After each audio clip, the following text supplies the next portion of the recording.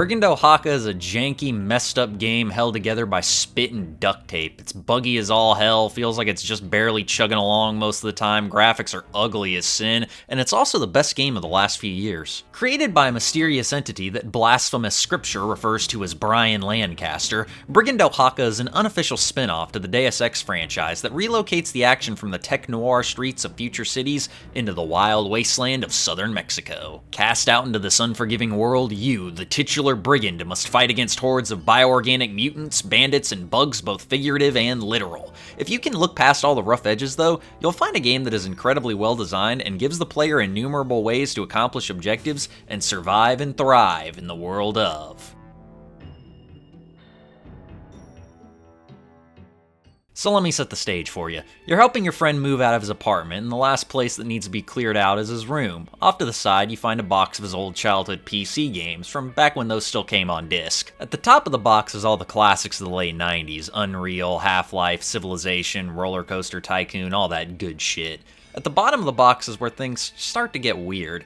There's all these bizarre games you've never heard of, stuff that never entered onto your radar for whatever reason, but despite its obscurity actually looks pretty cool. Brigand Oaxaca would not be one of those games, because it came out in 2017, but it carries the same energy as something like that. This is a pretty obscure game that hasn't had much discussion centered around it, at least not as far as I'm aware. This isn't surprising considering it's a self-published game made by one dude that released on Steam to absolutely no fanfare. Combine that with its visuals and Steam store page that proudly advertises its difficulty and niche nature, and yeah, it makes sense that it didn't get the same level of buzz as something like PUBG or whatever else came out that year. It does have one thing going for it in terms of accessibility though, and that's that it's cheap as shit and goes on sale like every Friday. You could also probably run it on a PC from like 2002 as well. Here's the sales pitch for the game. Are you tired of all these shitty modern RPGs with their degenerate QOL features, copious amounts of idiot proofing, quest markers, and overall accommodating game design? Do you want something made with the express purpose of kicking your teeth in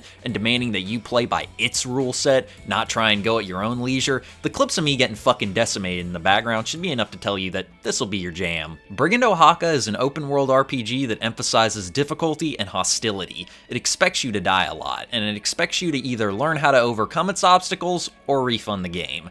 This isn't to say that it's just hard for the sake of it. The game legitimately challenges you with unfavorable scenarios, but puts faith in your ability to overcome them. The game doesn't so much as demand raw skill from the player as it does creativity. Despite how initially insurmountable a lot of the situations you find yourself in seem, there's always a multitude of ways to defeat every encounter. This is thanks to the very open-ended nature of the gameplay. Like many RPGs, at the start of Brigand you create your character by picking a class and messing around with your stats to try and configure things to your liking. Everything here is a trade-off. Putting all of your points into guns or melee will make you more adept at combat, but gimp your rewards from completing quests because you neglected charisma. Going full-bore into hacking and stealth will allow you to bypass a lot of conflict entirely, but make those few unavoidable battles that much more painful. Alongside the stats are the basic player skills required to survive, stuff like managing your resources and knowing how to efficiently navigate the game world being chief among them. Despite how hard this game was, there weren't many times when I felt like it was unfair, contrary to that, and it almost felt generous in a lot of ways. The different hub worlds that you go between are filled to the brim with monsters and enemies that do all kinds of cheap shit to kill you, but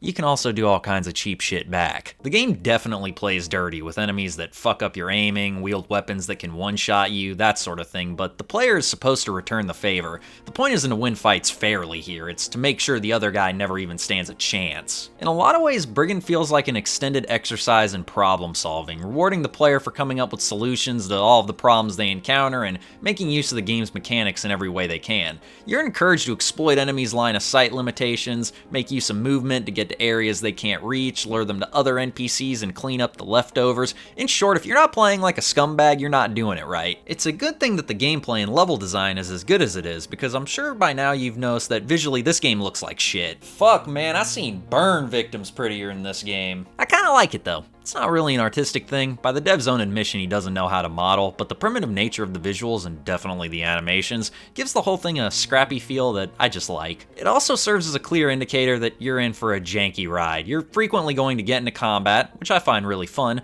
but a lot of people will probably be turned off by how the game almost seems to fight your attempts to eradicate enemies. I had busted follower NPCs to this, and I think this clip right here is the most accurate summary of the game overall. 1 point for 1 point for 1 point for 1 point.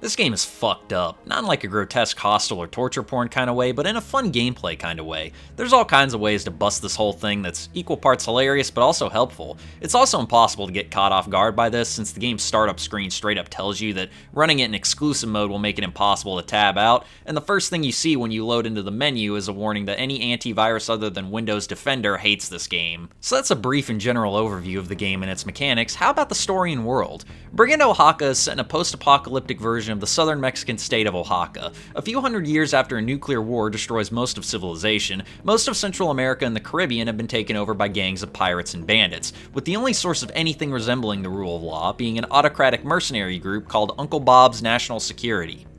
I'm serious. Into this scene enters me, the main character, a lowly brigand from parts unknown who wanders into this contested territory looking for fortune.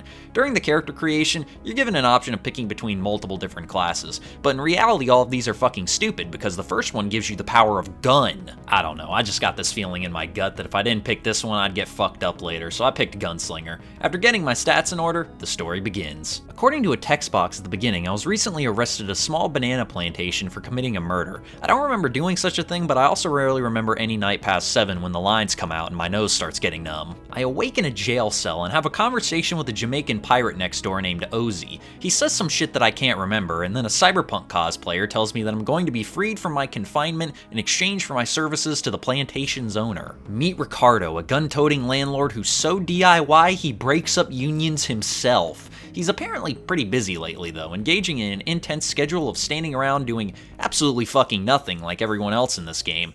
To keep from having to divert his attention from his NPC duties, he tasks me with watching over his alcohol brewery, which he has reason to believe will come under attack tonight from some local hoodlums. I buy Magnum from the local gun dealer and patiently await the arrival of these would-be vandals. I've heard murmurings that they may just be misguided teenagers and could simply be run off by the presence of an authority figure, but that's boring and I need to kill things, so I will use my firearm to guide them into the underworld.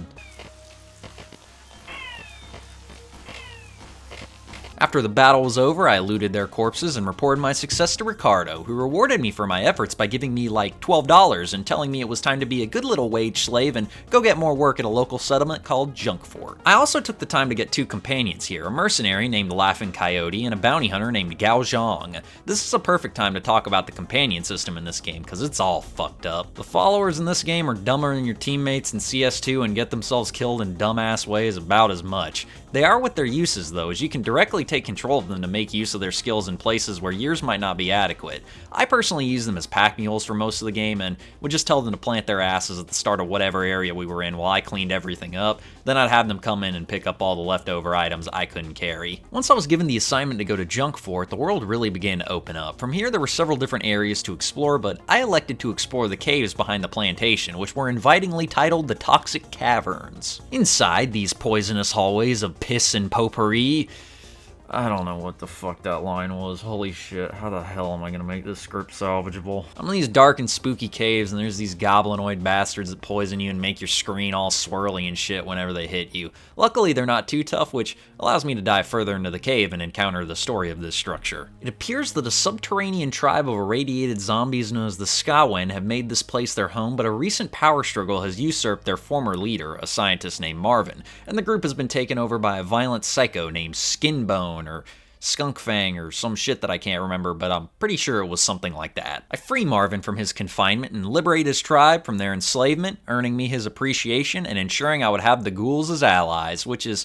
funny because every time they face persecution from those on the surface world, I never help them because I'm working for these mercs now and I ain't gonna bite the hand that feeds me. Anyway, I explored the caves a bit more, which was mostly uneventful, except I kept hearing this weird howling noise and holy shit, a giant fucking roly-poly is trying to kill me. These things screw up your aim from shaking the ground and take a trillion shots to kill, which is problematic because finding ammo in this game is harder than finding deodorant at a Smash tournament. These things are annoying and they're also fairly common. Who made this game?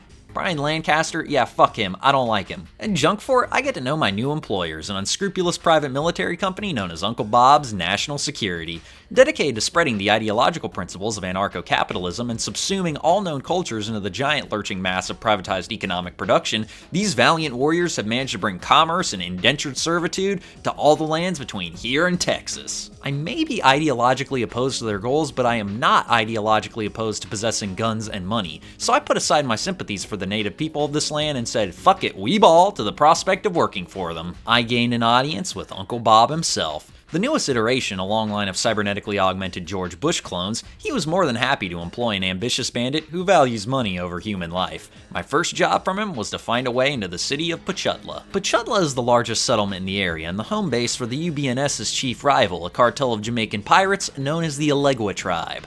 Both the Eleguas and the UBNS are on the cusp of war with one another, something that promises to kill tons of people and, more importantly, be very expensive for my new employer. The tribe's leader, a guy named Mr. Mungo, has put the city in a state of lockdown, which means negotiations are effectively off the table in an official capacity. As a freelance brigand, however, I'm capable of solving such disagreements in an informal fashion. While at the Junkfort, I pick up another follower, the cyberpunk chick from earlier whose name is Carmen, as well as a quest to locate the fort's bartender, a guy named Fingers, who has gone missing in a region known as the Scumlands. Welcome to Chapter 2 and welcome to the Scumlands, a place so dangerous that both of my companions fucked off as soon as I entered it. I pretty quickly encountered Fingers, who told me that his girlfriend has been captured by some local raiders and he needs my help in finding her. Navigating the Scumlands is a bitch and a half. Just about everything in here wants to kill your ass, including these little velociraptor things or whatever the hell they are. Luckily, as the player character, I'm able to make use of my legs to jump on top of rocks, which renders me immortal.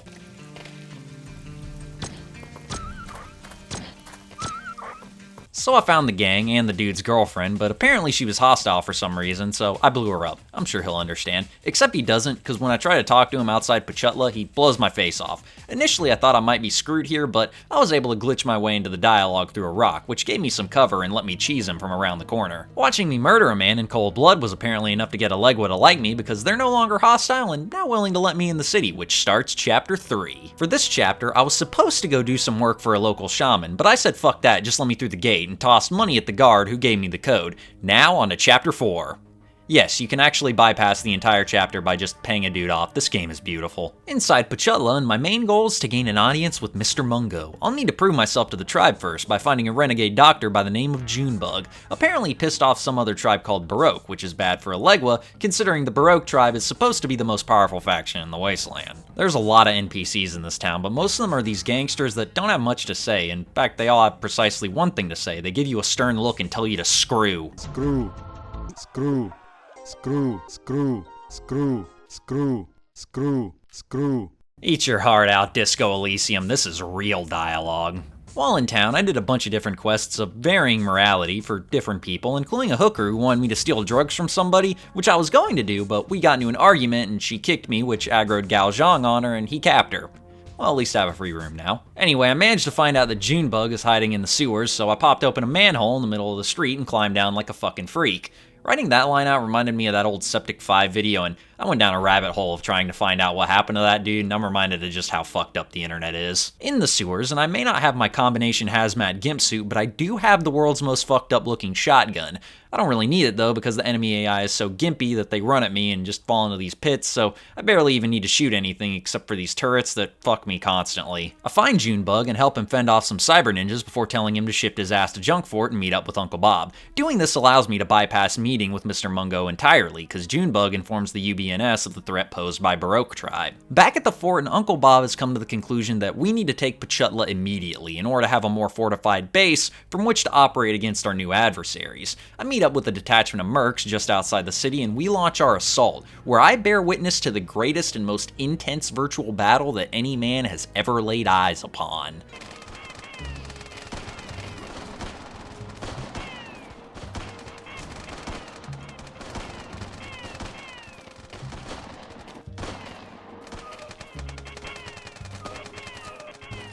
Congrats, Brian Lancaster, you've outdone D-Day. Pachutla now belongs to the UBNS, but there's a new problem. During the assault, Baroque tribe destroyed Ricardo's plantation, killing everyone there and freeing Ozzy, who I'm now informed has had a dead man switch implanted in his skull, which will go off and detonate a hydrogen bomb within the region if he dies.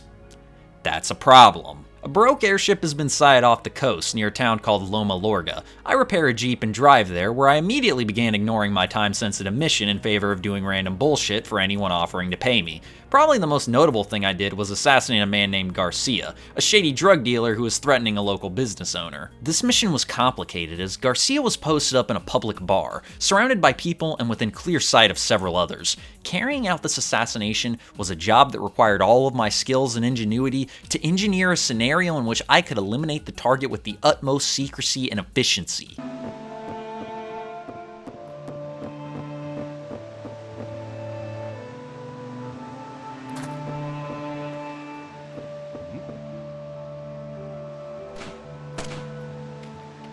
Truly gameplay that rivals the Hitman series. I also talked to some witch who lived on the outskirts of the town who told me that I could find what I'm looking for at some ancient ruins deep within the Oaxacan jungle. What am I looking for exactly? I can't remember, it's been 2 weeks since I played this game. Welcome to the jungle. There's no fun in games here, only a gauntlet of torment and torture. Everything here is poisonous, everything here is hostile, and everything here can kill you really quickly. We got a new enemy, these floating psycho jellyfish that shoot laser beams or something at you, so that's neat. I managed to fight my way through the woods behind my house and get to the temple in question. This is where I gotta be honest with you about something. Over the past few paragraphs, I've covered chapters 4 to 6. We're on 7 now for this one. It's at this point that the game, which had previously been extremely open and freeform with regards to how the player could complete objectives and tackle obstacles, basically becomes a shooting gallery where you're forced into combat encounters that you cannot avoid. I've said before that it's a common pitfall of games of this genre that the final sections are a torturous grind. Anyone who's played System Shock 2 or VTMB knows just how bad it can get. In terms of design flaws, this game makes a lot of the same mistakes, but I didn't actually find it to be that difficult. Here's where that confession comes in. Before I played this game, I watched a couple of short reviews about this game that didn't really go too in-depth on it, but did make mention of the final sections being extremely difficult. Steam reviews reiterated this. I didn't know what to expect, but I was expecting something, so when I made my character at the beginning, I kept that in mind. From my experience with the aforementioned games, I knew that these types of games tend to devolve into combat-heavy finales that are fairly painful to complete if you don't spec into it. That's the main reason I picked Gunslinger, so I could get through the expectedly hectic finale with minimal frustration. The temple is basically a labyrinth of mostly invisible ninjas that can kill you in one hit, dudes with rocket launchers that can kill you in one hit, and electric force fields that can kill you in one hit. I managed to get through all this just fine, but I can't even imagine how you would do any of this with like a melee or stealth build. On a narrative note, I had my first encounter with the game's main antagonist here, a dude named Father McVannon, who is voiced by someone who is very clearly not Scottish, attempting to do a Scottish accent. He kills Mr. Mungo along with a bunch of IT nerds, and then fucks off back to the airship. On my way out, I rescued the only surviving scientist, a guy named Dr. Lee. Dr. Lee revealed to me that the Baroque tribe's ultimate goal is to activate a bunch of relays that were part of an AI network called SIMDA. SIMDA was apparently responsible for the apocalypse, as it went rogue and turned several nations against each other, resulting in a global nuclear war. I escape with the egghead, and he leads me to an island where the relay is located. He starts an uplink which attracts the attention of Baroque, who send a shitload of mutants and ninjas to come put us in the dirt. We're back to non-linear big brain gameplay though, because I used Carmen to hack into a nearby android and I just nuked anything that showed up. Back on the mainland, Ozzy revealed himself as well as promising me passage to the Baroque airship. Instead, he tried to betray me to them, but they betrayed him instead and we both got captured. Luckily, I expected something like this, so I bought all the guns and ammo I could, including a new shotgun that is extremely accurate and deadly. Except when they caught me, the game took all that away. Fuck's this guy's name again? Brian Lancaster? Someone get Dolph Lundgren on the phone and tell him to fuck that guy up. Penultimate chapter and now my shit's gone. This is just great. Luckily, somebody contacts me over the intercom and lets me out of my cell. Now this section was rough. If you have a build like mine, there's a very specific way to do this section. Any deviation will result in death. Break into this room, grab the gun, shoot the guy, he surrenders, hack the computer, then a ninja kills me. Shoot the guy, he surrenders, hack the computer, kill the ninja, then another ninja kills me. Hack the computer, kill the ninja, kill the other ninja, get all my shit back, kill a turret, then another ninja kills me. Come on, man. get my shit back, kill a turret, kill the ninja, then another turret kills me. Good lord. Kill a turret, kill the ninja, kill the other turret, open the door to the bridge, and Brian fucking Lancaster, I will key your car in Minecraft, but also real life. Kill the other turret, open the door to the bridge, run the fuck away, kill the Cyber Knights, go back up to kill the fuck. Okay, say it with me now. Break into this room, grab the gun, shoot the guy. He surrenders, hack the computer, kill the ninja, kill the other ninja, get all my shit back, kill a turret, kill the ninja, kill the other turret, open the door to the bridge, run the fuck away, kill the Cyber Knights, kill the android, and oh my god, it's finally over. Why don't I just quick save? I should have mentioned earlier that this game actually doesn't have that. You have to save at these beds at specific points on the map. I should have, oh fuck, whatever. I finally beat this section. It took me like 2 hours and I'm so tired. Ozzy shows up and says he broke out a while ago and was watching the whole thing. I don't care, dude, whatever. I go back to the mainland, grab my buddies, buy a shitload of supplies, and Chapter 10, boys and girls. I assault this oil rig, killing everyone on board, including some big bastard named Pluto. I actually managed to do all this on my first try. I was pretty impressed with myself. I take an elevator to an underwater base to confront Father McVannon. Oh my god, are you seeing this shit? This is the greatest design touch I've ever seen in a game. Who made this again? Brian Lancaster? That's a good dude right there. Ain't a lot of guys out there like Brian Lancaster. I needed that checkpoint though because this section was hard as fuck.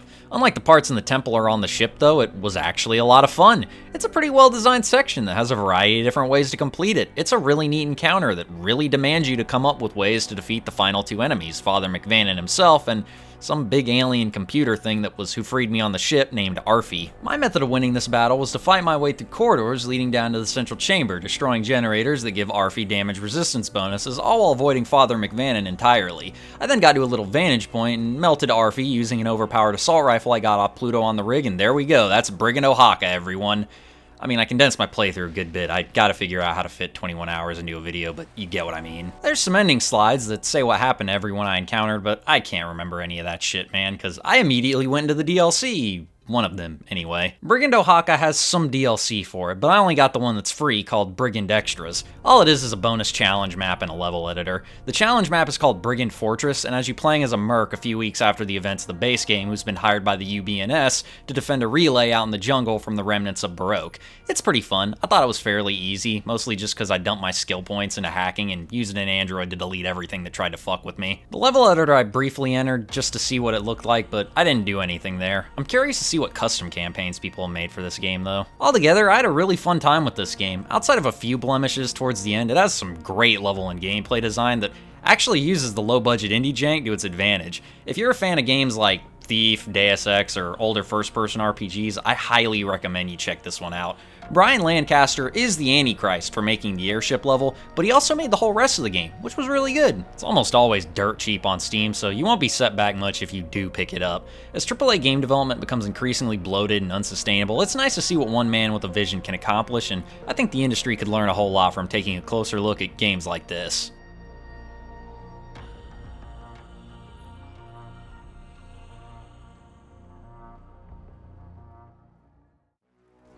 Hey everybody, if you made it this far into the video, I just want to say thanks, it means a whole lot. Don't forget to like, comment, subscribe, all your standard YouTube outro stuff that you always hear, and other than that, I'll see y'all in the next video. Goodbye.